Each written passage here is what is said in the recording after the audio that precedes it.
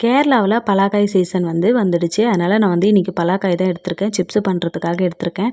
அது மட்டும் இல்லாம நான் தமிழ்நாட்டுக்கு போறேன். மாமா பொண்ணுக்கு கல்யாணம். அதனால பார்த்தீங்கன்னா, அம்மா வீட்டுக்கு ஊருக்கு போறேன்.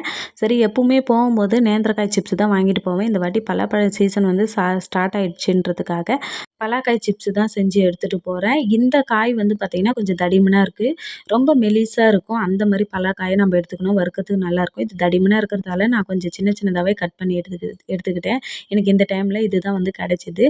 அதே மாரி இதனுடைய தலையும், வாலும் கட் பண்ணிட்டு, நடுவுல இருக்கிறத மட்டும் சின்ன சின்னதா நம்ம நீள நீளமா கட் பண்ணி எடுத்துக்கணும். அதே மாரி பல்லாக்காயிலேயே நம்ம கட் பண்ணும்போதே தண்ணி ஊத்துற மாரி இருக்கும். அந்த காய் எடுக்கவே கூடாது. வறுக்கும்போது நல்லாயிருக்கும். அதுக்கப்புறம் நமுத்து போன மாரி ஆயிடும். பலாக்காய வறுத்த வீடியோவும், அதுக்கப்புறம் இந்த தலையும் வாலுன்னு சொன்னேன் பார்த்தீங்களா, அத வேக வச்ச வீடியோவும் நான் அடுத்த வீடியோல போடுறேன். செக் பண்ணி பாருங்க. இந்த வீடியோ புடிச்சிருந்தா லைக் பண்ணுங்க, சப்ஸ்கிரைப் பண்ணுங்க. வீடியோ பார்த்ததற்கு நன்றி.